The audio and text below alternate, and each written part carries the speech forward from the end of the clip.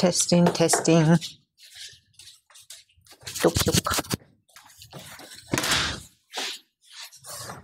Onko sulla päällä se? Joo. Kokeillaan vielä. Joo, ettei se ole katkenut, kun menee vähän kauemmas. Onko sulla nauhoituspöydä? Joo. On. No niin. Olisiko sinne hyvä kuva, kun kokeillaan? Mistä lasit tonne? Aivan. Se mikki pitää ottaa vielä hetkeksi pois. Sulla tulee kappasia se pitää laittaa siihen päälle. Niin. Joo. Tässä nytkin. Se on tosi hyvässä kunnossa nämä hiukset. Onko? Joo. Vaikka ei niillä ole mitään tehty vuosia. On siis latva on toki vähän kuiva. Joo, latvoja on jossain vaiheessa leikattu vähän. Mutta muuten paksut. Ja... joo, okei. Ja sitten tämä hopea glitteri lisää sitä charmia. Kiitos. Sä oot opiskellut tiedettä sekä sä oot opiskellut tätä henkisempää puolta, eli joogaa, tantraa, kashmir-shaivismia. Joo. Niin mihin sun mielestä perustuu molemmilta kannoilta, että miksi ihmiselle tulee harmaata hiuksia? Mikä on se filosofinen juttu siinä takana? Koska mä oon kuullut, että kun tulee viisautta, niin sitten tulee sitä harmaata stressiä ja kaikkea. Onko sulla mitään tohon? Ensimmäinen ajatus, mitä tulee mieleen, yleensähän värit, puhutaan biologian näkökulmasta enemmän, niin värit on erilaisia signaaleja, joko tulla näkyviin esimerkiksi saman lajin vastakkaisen sukupuolen olennoille, tai sitten hävitä näkyvistä. Ja ehkä harmaat hiukset on sellaista, että me vähitellen naamioidutaan enemmän sopimaan tonne luontoon, johon me sitten niin kuin sulaudutaan ja haikutaan. Camouflage. Joo, että sinne on helpompi sitten mädäntyä ja palata takaisin kiertoon. Mulla alkoi ensimmäiset tulen 24-vuotiaana. Oikeasti? Siis mulla on koko oikea puoli ihan täynnä harmaata ja se ei värjäisi. Mutta tuliko se, et se ei palautunutkaan? Ei. Mulla oli yksi työkaveri, mua joku 10 vuotta vanhempi ohjelmointifirmassa, joka otti aika tiukan projektin ohjatekseen, ohjelmointisuunnitteluprojekti, puoli vuotta, niin sillä oli ihan harmaat hiukset. Et se oli vain stressiä. Ja... Stressi. Se on kyllä... Stressi voi tappaa. Hei, jos puullaan stressiä, niin voiko käydä niin, että se imee ne viherhiukkaset talteen, jotta se ei menetä niitä, eikä tarvitse käyttää energiaa uusien tuottamiseen. Nehän imee sen syksyllä viherhiukkaset talteen juureen, ja sen takia lehdet muuttuu eri värisiksi. Jos meillä onkin jotain hiuksissa, hei Samsonin mikä se on se tarina antiikista kaverilla, jolla oli voimat oli hiuksissa? Antiikin Kreikka. Niin. Greek. Joo, sitten se menetti hiuksensa ja menetti voimansakin. Niin, eli niissä on voima hiuksissa, ja kun tarvitaan stressitilanteessa enemmän voimaa, niin elimistö vetääkin ne voimahiukkaset muuhun käyttöön. Oh my gosh. Tämä on luultavasti se vastaus. Joo, makes sense. Makes sense. Meni nimittäin naimisiin silloin. Oi. Ja hinastui harmaantuminen sen jälkeen, kun erosi. En tiedä, onko asialla jotain yhteyttä. Oliko siinä yhtään alussa semmoista onnellista rakkauden huumaa vai oliko se? Oli. Kiva, joo, että on kokenut sitä. Elämänkokemukset, jotka näkyy. Tässä mulla tuli joku ajatus tuohon. Stressi. Mitäs viime aikoina on paljon korostettu meditaatiota, että henkilö olisi läsnä itselleen ja pääsisi maadottuun ja yhteyteen korkeampaan itsensä ja minänsä, niin sulla taitaa olla usean vuoden kokemus näistä joogasta. Karma-jooga oli ainakin, oliko? Joo, se on yksi laji, mitä voi yhdistää meditaatiota toimintaan ihan arkipäiväiseen askareisiin ja muuhun toimintaan. Että ei se tarvitse olla, siis ensimmäinen vähän meditaatiossa on se, että täytyy luoda vähän rauhallinen tila, rauhallinen huone, ehkä joku kiva musa taustalle tai hiljaisuus. Ja sitten kun jätetään maailma pois hetkeksi aikaa vaan yhä syvemmälle itselle. Ja se on jo semmoinen, missä voi paljon päästää stressistä pois. Ensin keho rentoutuu, sitten mieli hiljenee. Ja se on oikeastaan yhä syvempää rentoutumista, mikä voi avata meidät sitten yhä syvemmille energioille, tietoisuudelle. Joo, se on kiva, että se on nykyään hyvinkin silleen paljon tapetilla ja vähän suositumpaa myöskin nähty sen vaikutukset, niistä tuhansia tutkimuksia, miten erilaiset ihan mindfulness-meditaatio, mikä tahansa melkein, niin miten se vaikuttaa ihan suoraan kehon tasollakin mitattavasti stressitasoon, just maitohapon määrään, sykkeeseen, aivosähkökäyrään, moniin konkreettisiin, objektiivisiin tuloksiin, mekanismeihin kehossa. Se on. Toivottavasti se tulee jossain vaiheessa vaikka kouluoppiaineeksi. Jonkun verran olen ollut jonkun verran opettamassakin meditaatiota tai jogaa niin yläasteella ja lukiossa. Ja kyllä se on vaikeaa, vähän vaikeampaa nykyään saada ihmisiä oppilaita, niin 5 minuuttia keskittyy rennosti.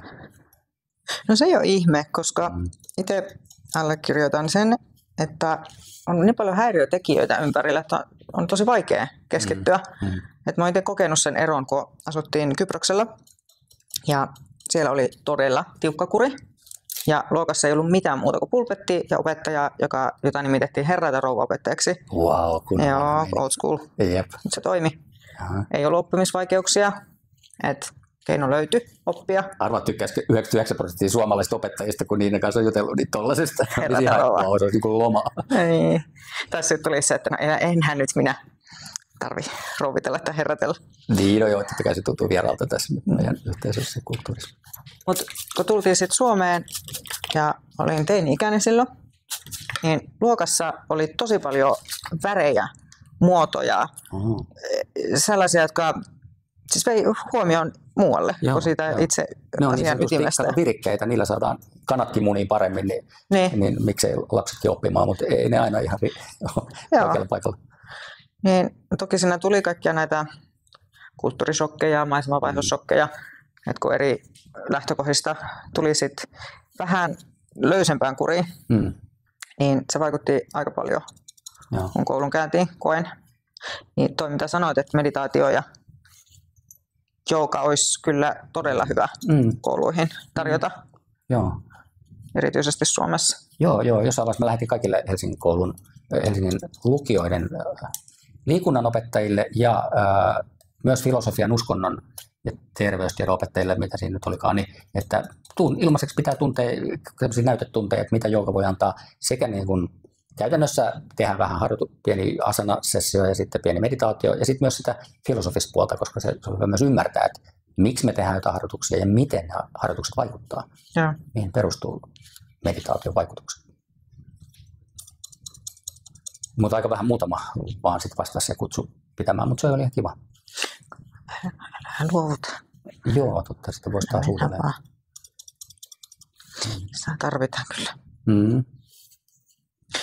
Mä oon myös kokenut itse tässä Kashmir Saivismissa, kun kävin vielä viime vuonna ja vielä alkuvuodesta, niin sellaiset ryhmämeditaatiot, niin se oli jännä tuntemus, että ikään kuin siinä ollaan yksilönä omassa kuplassaan, mutta sitten kun siinä on ne muut myös ympärillä, niin siinä koki aika syvää yhteisöllisyyttä ja sitten yhteyttä niin kuin jokaiseen.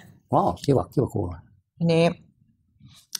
Niin, sitä ei välttämättä osaa arvoa, tai sille ei välttämättä osaa antaa arvoa, ellei pääse kokemaan. Joo, toi oli hyvä, mitä sanoit, että me ollaan hyvin paljon yhä enemmän niin kuin omassa kuplassa. Me ollaan nykyään paitsi niin kuin se meidän aistit ja mieli pitää meidät koko ajan tietyllä tavalla omassa kuplassa, mutta sitten lisäksi vielä sitä vahvistaa ja voimistaa vielä koko tämän some ja koko nettisysteemit, jotka vähän enemmän räätälöi sulle netin kauttakin maailman sen näköiseksi, mistä sä oot kiinnostunut ja vahvistaa sitä kuplaa, että niinkin konkreettisesti, että mitä sä etit sieltä, sä löydät sitä, mitä sä oot jo etsinyt tai kiinnostunut ja sitten kaikki se vielä pyritään jotenkin rahastamaan, niin se on aika hurjaa. Et kuplista ulos kyllä kuplien puhkaisu on aika keskeinen teema. Kuplat on kuitenkin, osa niistä on tarvittavia rakenteita, vähän niin kuin kana tarvitsee sen poikasena sen kuplan, sen kuoren muodossa, mutta sitten se pitää tulla ulos sieltä, että se voisi kasvaa vähän isommaksi toimimaan. Ja meillä on erilaisia kuplia, mitä me ensin tarvitaan, mutta meidän pitää myöskin osata puhkaista niitä sopivassa suhteessa. Onko teillä alkamassa taas noita tantrakoulutuksia? Joo, nyt syyskuussa aina vuosittain alkaa uudet, jotka on sitten avoinna puoli vuotta, että sinne voi liittyä melkein koska tahansa voi tulla johonkin kurssiin, jossa sitten yhdistyy se käytäntö, harjoitukset, asennoita, meditaatiota, pranajamaa, sun muuta paljon tekniikoita, mutta sitten myöskin niin kuin sitä ymmärrystä, teoriapuolia ymmärrystä, että miten ne toimii harjoitukset, mitä ihminen on, mitä universumi on, miten ne kommunikoi eri tasoilla keskenään. Ja tantrastakin mä olin aluksi saanut ihan eri kuvan kuin mitä avautui sen olevan sitten. Joo. Että kaiken maailman rituaaleja ja että se on ainoastaan niin kuin seksuaalisuutta ja tällaista, mutta sehän on kaikki. Että siinä on palasia ihan joka ikisestä elämän osa-alueesta. Joo. Ja se pohjimmainen sanoma, että kuinka sä oot tietoinen ja läsnä tässä elämässä, kun on joku tämä yksi ainoa hetki. Niin sitten sekin yllätti, että miten se on tieteen kanssa. Menee myös niin kuin käsi kädessä, niin haluaisitko sä avata sen aiheen? Semmoinen asia, mikä yhdistää enemmän niitä vanhoja käsityksiä, tantran käsityksiä maailmasta moderniin tieteeseen, on se idea, että itse asiassa ihan kaikki, mitä on olemassa, on erilaista värähtelevää energiaa.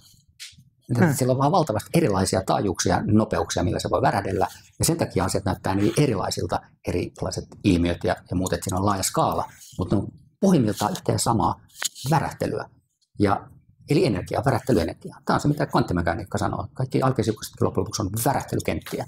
Sama sanoo tantra. Itse asiassa tantra-sana tarkoittaa ihan kuin verkostoa, jossa kaikki on yhteydessä kaikkeen ja värähtelee yhdessä. Ja sitten se oleellinen mekanismi, miten se värähtely siirtyy paikasta toiseen, systeemistä toiseen, on yksinkertaisesti yhteenlaskua, eli summautumista. Eli yksi värähtely, kun värähtelee samalla taajuudella kuin toinen värähtelijä, niin se voimakkaampi värähtelijä vähitellen liikuttaa sen toisen mukaan yhä voimakkaampaa värähtelyä. Tämä on ihan niin kuin mitä tahansa ääni esimerkiksi voi saada sopivalla taajuudella olevan viritetyn instrumentin soimaan. Jos vaikka meillä on tuossa kitara ja me osataan laulaa joku sopiva nuotti niin sitten se kitaran se kieli ja koko koppa rupeaa värähtelemään. Tämä on resonanssin ilmiö. Se on ihan, ei siinä ole mitään uutta ja ei mitään mystistäkään sinällään, koska se on tunnettu jo kauan aikaa, mutta se on se yhdistävä tekijä. Ja jossain vaiheessa itse asiassa hiukkasfysiikkakin kutsuu, kun löytyy yhä enemmän erilaisia hiukkasia, että ne rupesi kutsua niitä vain yksinkertaisesti resonansseiksi, niitä hiukkasia, kun niitä löytyy niin paljon. Ja ne on vaan vähän niin kuin eri säveliä samasta aaltoilusta. Wow. It's all connected. Niin just, joo, kyllä. Tämä on se.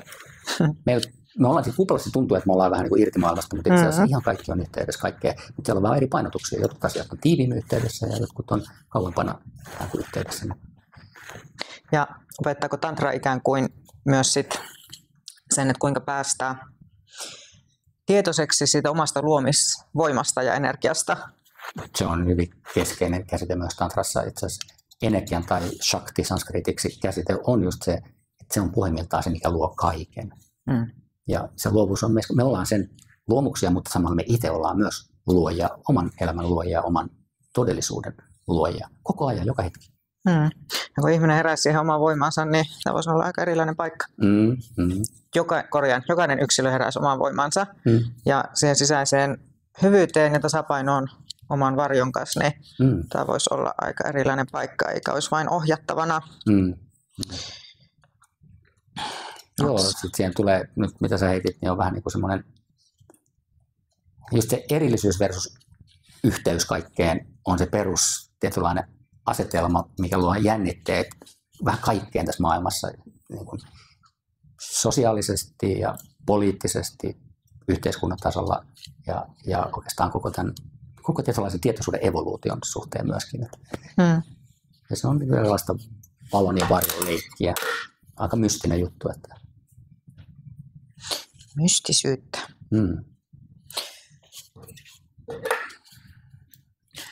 Jos tantrasta pitäisi yksi neuvo antaa ihmiselle, joka etsii omaa polkuaan, varsinkin nyt kun on nämä muuttuvat ajat, maailman aika mullimalli, jos näin lievästi voisi sanoa, niin kun havahtuu todellisuuteen,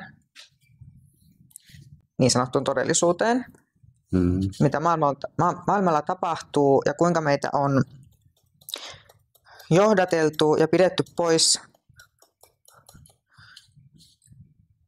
yhteydestä itsemme sekä toisiin, niin se voi olla pelottava kokemus, että kun ei ole mihinkään mihin tarttua, kun ei ole mitään mihin tarttua, koska sitä aletaan nyt vasta rakentaa Joo. uudelleen.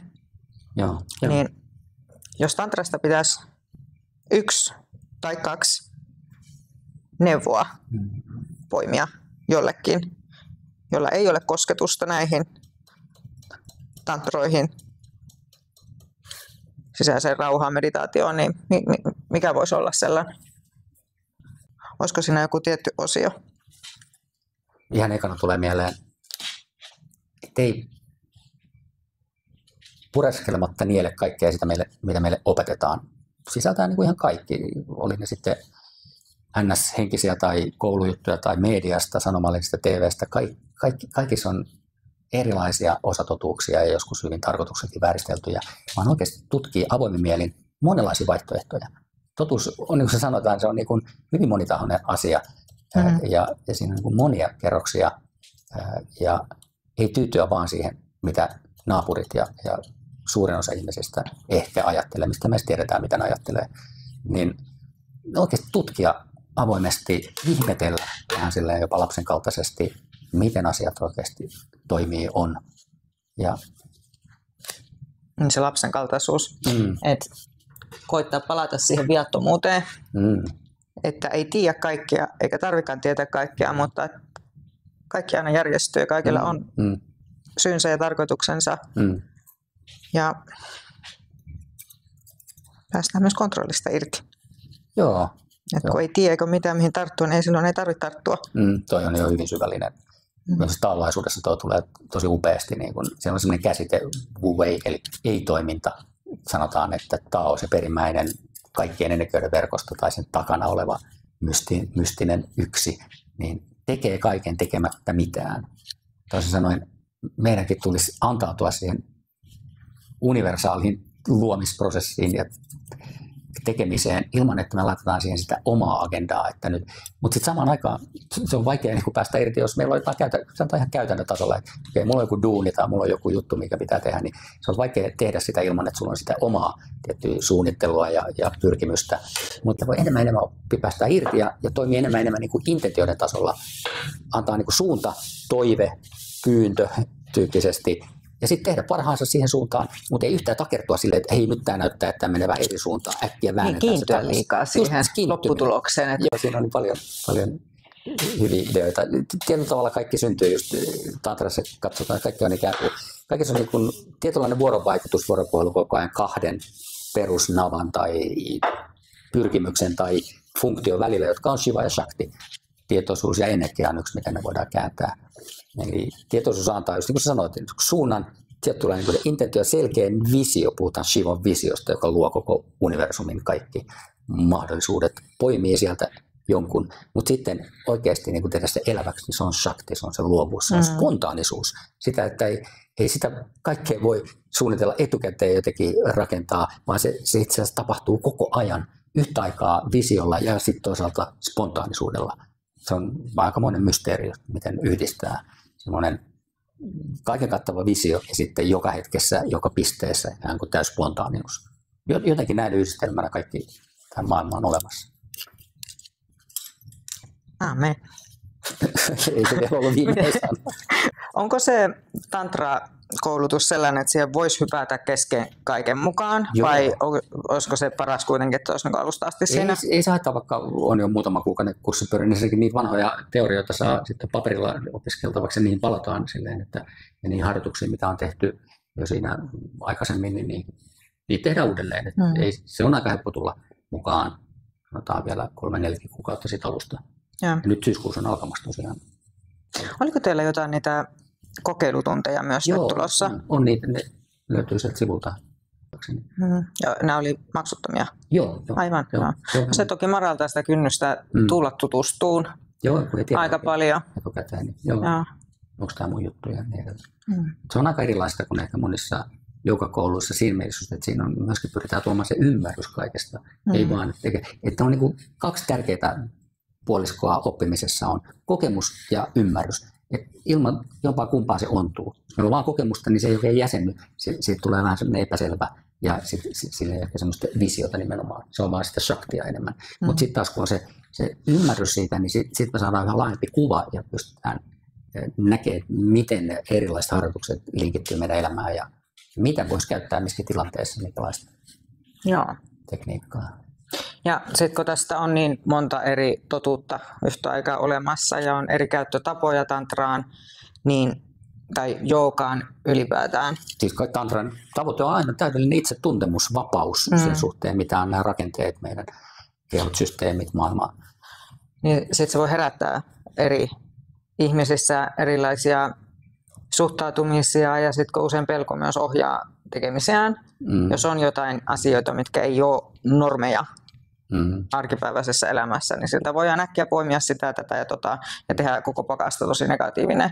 Niin totuuksia on voi olla yhtä aikaa monta yhtä aikaa olemassa. Tämä on silleen, että totuus on aika iso sana, että on joku mystinen yksi totuus ja siihen on loputtomasti erilaisia näkökulmia. Sitten se näyttää, että se totuus on erilainen. Se on tämä klassinen vertaus, että sokeet tutkii elefanttia ja sanoo, että okei, tämä on vähän käärmemäinen otto, tämä on niin kuin puurunko ja niin edelleen.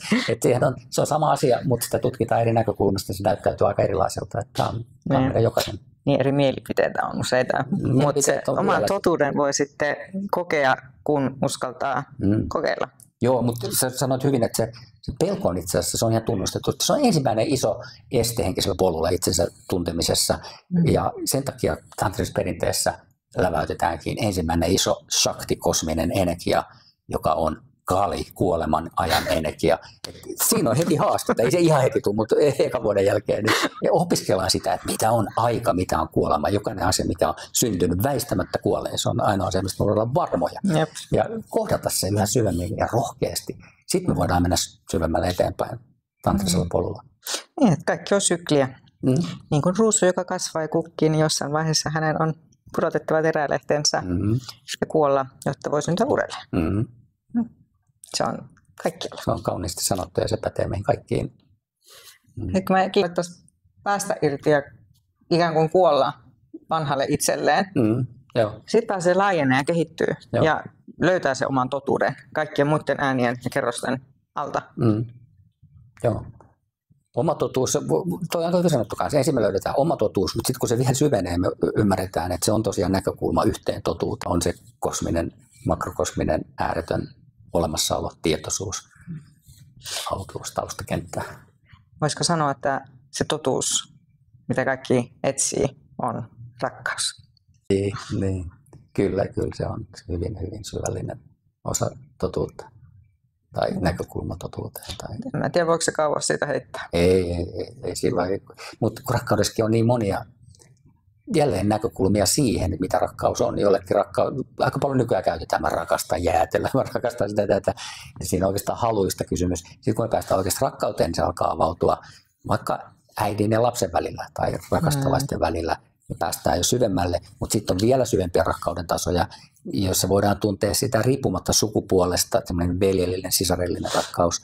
Ja sitten voidaan mennä jopa niin kuin lajien yli rakkaus kaikkia eläviä olentoja kohtaan.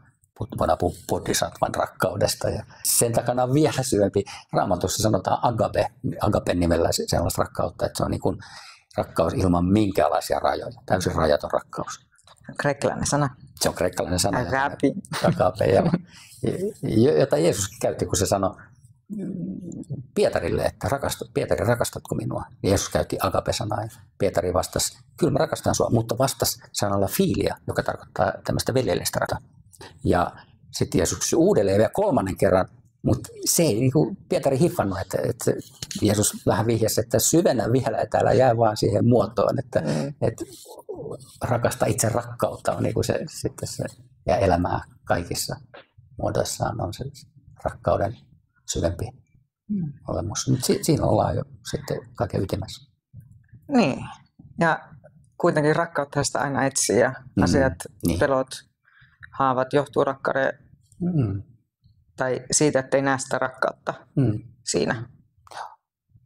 Ja sitten kun niitä alkaa löytää palasesta palaseen, se filia tai agapi, eros, niin sitten alkaa muodostua se iso sydän. Se on iso. Kyllä. Paljon olisi asiaa ja aina tosi mielenkiintoisia nämä keskustelut ja joka kerta jää kyllä jotain ajatuksia itämään ja kasvamaan. Se on hyvä, joo. Olen tosi kiitollinen, että ollaan tutustuttu ja päästiin tekemään täällä jooga- ja tantrakoulu Nathalla, mikä löytyy Mäkelän katu 56. Joo, Vallilla. Ja täällä on tulossa lisää tantra-koulutuksia, Kashmir Shaivismi-koulutuksia. Perinteistä joogaa myös. Niin siitä lisätietoja löytyy natha.fi on nettiosoite. Sekä hieman avaan tuossa kommenttikentässä teille. Hiuksia voi leikata myös joogakoulussa. Parturissa goes yoga.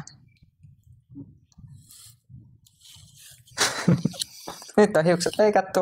Kiitos. Kokeiles vähän, Kiitos. miltä tuntuu. Kevyempää. Se on aina semmoinen vähän niin kuin keventyä raikastava olo, kun vähän jotain vanhaa putoaa pois sieltä. Juuri näin.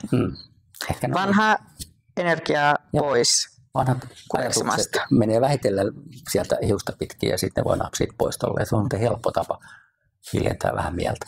Just näin. Joo. Siis nämä kulmat myös. Voisi ottaa vähän, jos siellä on jotain pitkiä. Jotain muskettisotureita. Mä sanon niitä muskettisotureiksi, kun ne on niin taisteluvalmiudessa. Joo. Laita vaan silmät kiinni. Joo. Ja ne tietenkin sitten jossain vaiheessa antaa karakteri, kun niitä oikein paljon. Mä ainakin itse dikkaan semmosista, milloin sekä muhkeat kulmakarvat että viikset semmoisista miehistä jotenkin, että niistä tuntee semmoinen arvokkuus tai voima. Mutta muutamat hajanaiset ei ehkä ole vielä. Niin. Kiitos Johannes. Kiitos. Kiitos sulle kuulija, kun kuuntelit loppuun asti. Toivottavasti tästä tarttui sulle jotain kivaa, rakkaudellista ja mieltä avartavaa.